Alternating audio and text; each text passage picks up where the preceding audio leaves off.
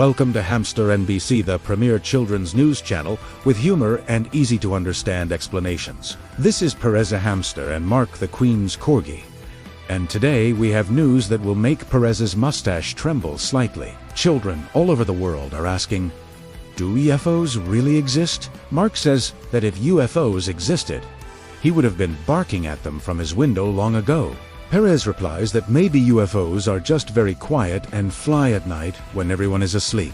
But let's take a calm, realistic approach. UFO is a word that means unidentified flying object. It doesn't necessarily mean alien spacecraft, although movies often depict them that way. Most often, UFOs are simply something in the sky that people can't immediately explain. Sometimes they're airplanes flying very high, sometimes they're satellites glowing in the sun, and sometimes they're balloons, drones, or even bright, unusually shaped clouds. Perez says that if you look at a toaster from a distance and in the dark, it can also look mysterious.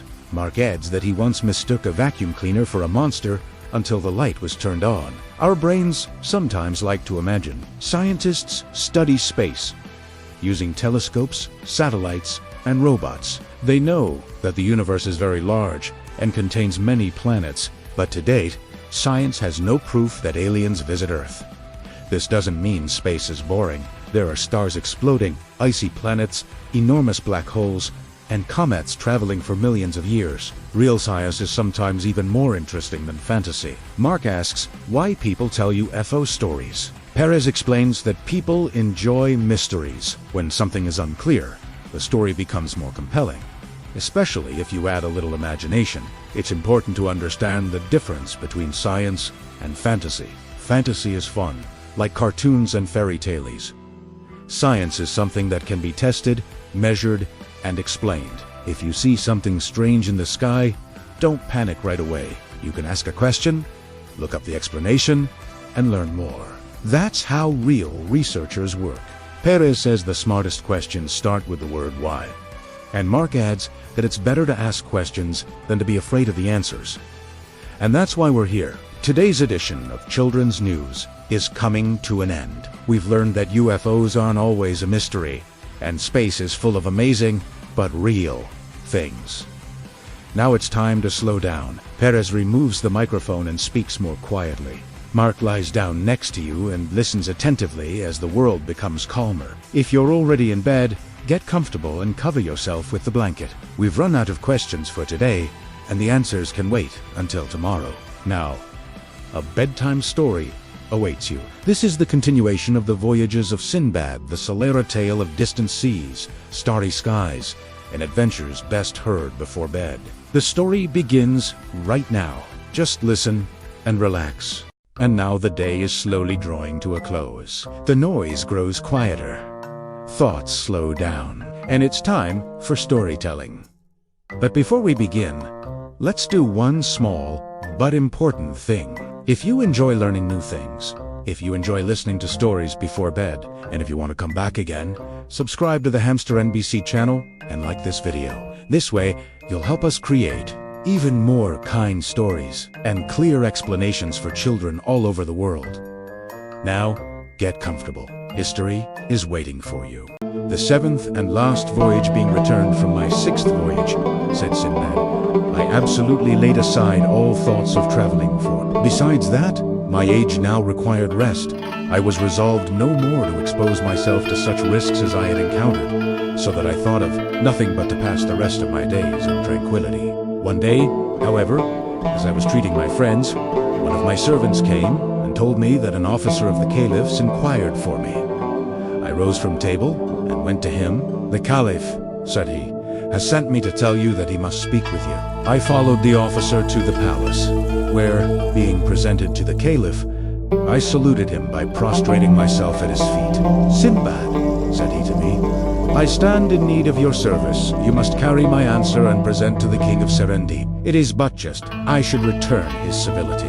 This command of the caliph was to me like a clap of thunder. Commander of the faithful, I replied, I am ready to do whatever your majesty shall think fit to command, but I beseech you most humbly to consider what I have undergone. I have also made a vow never to go out of Baghdad Hence I took occasion to give him a full and particular account of all my adventures, which he had the patience to hear out. As soon as I had finished, "I confess," said he, "that the things you tell me are very extraordinary. Yet you must, for my sake, undertake this voyage, which I propose to you. You will only have to go to the Isle of Serendib, and deliver the commission which I give you. For you know it would not comport with my dignity to be indebted to the king of that island." Perceiving that the caliph insisted upon my compliance, I submitted and told him that I was willing to obey. He was very well pleased and ordered me 1,000 sequins for the expenses of my journey. I prepared for my departure in a few days, and as soon as the caliph's letter and present were delivered to me,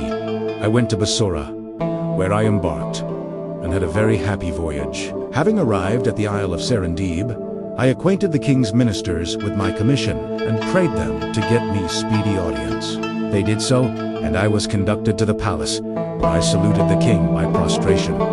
According to custom, that prince knew me immediately, and testified very great joy at seeing me. "Sinbad," said he, "you are welcome. I have many times thought of you since you departed. I bless the day on which we see one another once more." I made my compliments to him, and after having thanked him for his kindness, delivered the caliph's letter and present, which he received with all imaginable satisfaction. The caliph's present was a complete suit of cloth of gold, valued at 1,000 sequins, 50 robes of rich stuff, 100 of white cloth, the finest of Cairo, Suez, and Alexandria, a vessel of agate, broader and deep, an inch thick and half a foot wide, the bottom of which represented in bas-relief a man with one knee on the ground who held a bow and an arrow ready to discharge at a lion. He sent him also a rich tablet, which, according to tradition, belonged to the great Solomon. The caliph's letter was as follows: "Greeting, in the name of the sovereign guide of the right way, from the dependent on God, Harun al-Rashid, whom God hath set in the place of vicegerent to his prophet, after his ancestors of happy memory, to the potent and esteemed Raja of Serendib.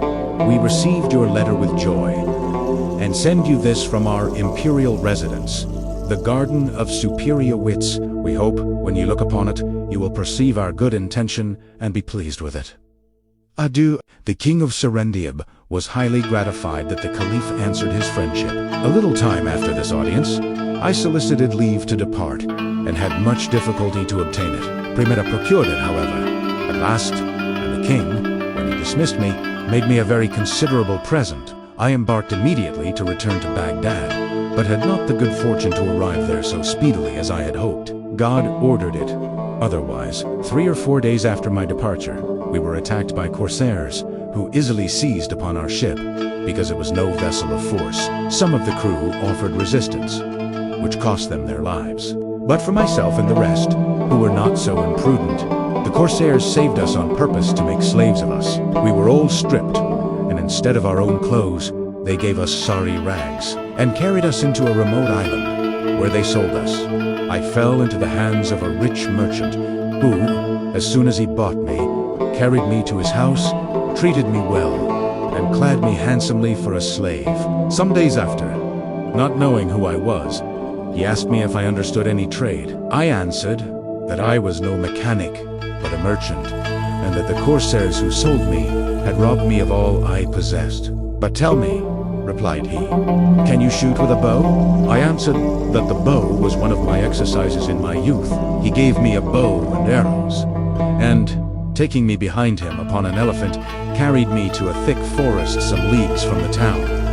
We penetrated a great way into the wood, and he bade me alight. Then, showing me a great tree, "Climb up that," said he, "and shoot at the elephants as you see them pass by, for there is a prodigious number of them in this forest, and if any of them fall, come and give me notice." Having spoken this, he left me victuals and returned to the town, and I continued upon the tree all night. I saw no elephant during the night, but next morning, as soon as the sun was up, I perceived a great number. I shot several arrows among them, and at last one of the elephants fell, when the rest retired immediately, and left me at liberty to go and acquaint my patron with my booty. When I had informed him, he gave me a good meal, commended my dexterity, and caressed me highly. We went afterwards together to the forest, where we dug a hole for the elephant, my patron designing to return when it had fallen to pieces and take its teeth to trade with. I continued this employment for 2 months and killed an elephant every day,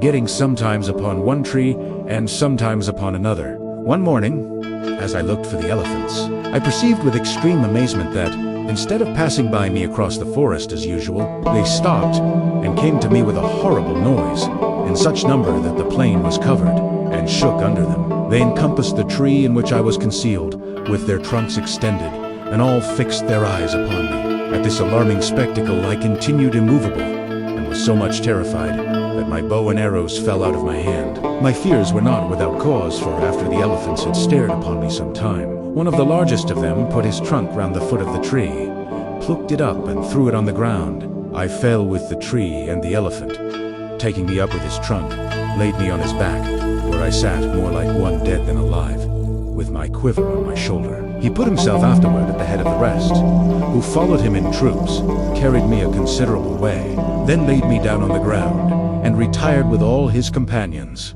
After having lain some time, and seeing the elephants gone, I got up, and found I was upon a long and broad hill, almost covered with the bones and teeth of elephants. I confess to you that this object furnished me with abundance of reflections. I admired the instinct of those animals. I doubted not, but that was their burying place, and that they carried me thither on purpose, to tell me that I should forbear to persecute them, since I did it only for their teeth. I did not stay on the hill, but turned toward the city, and, after having traveled a day and a night, I came to my patron. As soon as he saw me, "Ah, poor Sinbad," exclaimed he, "I was in great trouble to know what was become of you. I have been at the forest, where I found a tree newly pulled up, and a bow and arrows on the ground, and I despaired of ever seeing you more. Pray, tell me what befell you, and by what good chance you are still alive." I satisfied his curiosity, and going both of us next morning to the hill, he found to his great joy that what I had told him was true.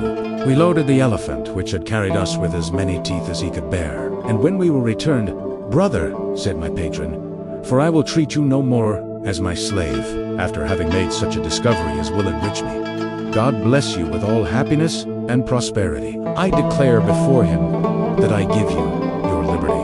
I concealed from you what I am now going to tell you.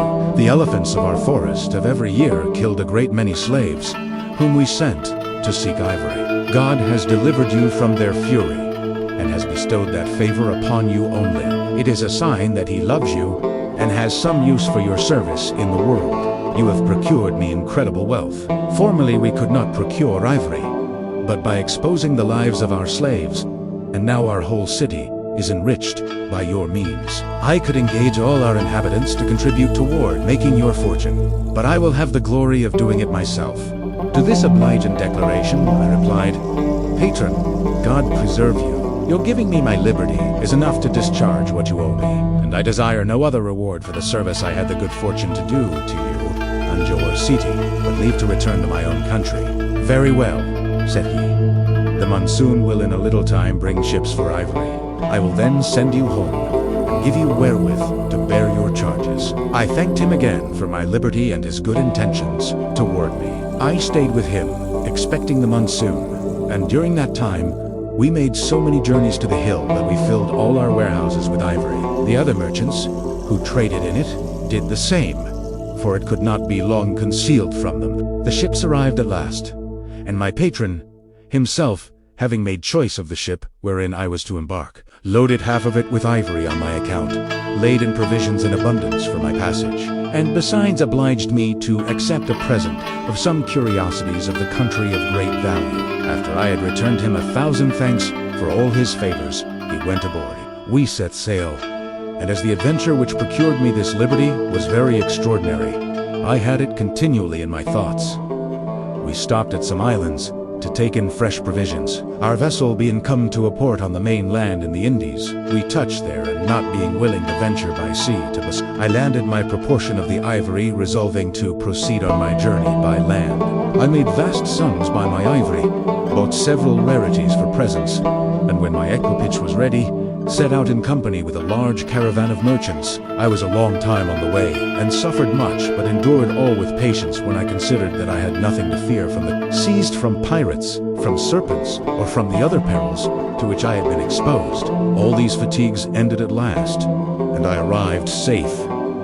At Baghdad, I went immediately to wait upon the Caliph and gave him an account of my embassy. That prince said he had been uneasy as I was so long in returning, but that he always hoped God would preserve me. When I told him the adventure of the elephants, he seemed much surprised and would never have given any credit to it had he not known my veracity. He deemed this story, and the other relations I had given him, to be so curious that he ordered one of his secretaries to write them in characters of gold and lay them up in his treasury. I retired well satisfied with the honors I received and the presents which he gave me, and ever since I have devoted myself wholly to my family, kindred and friends. Sinbad here finished the relation of his seventh and last voyage, and then, addressing himself to Sinbad, "Well, friend," said he, "did you ever hear of any person that suffered so much as I have done, or of any mortal that has gone through so many vicissitudes? Is it not reasonable that, after all this, I should enjoy a quiet and pleasant life?"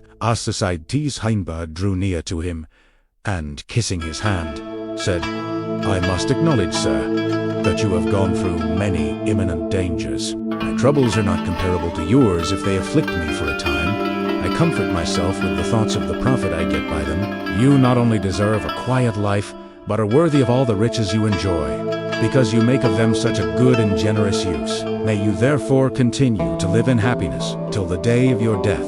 Sinbad then gave him 100 sequins more, received him into the number of his friends, and desired him to quit his porter's employment, and come and dine every day with him that he might have ample reason to remember Sinbad the voyager and his adventures.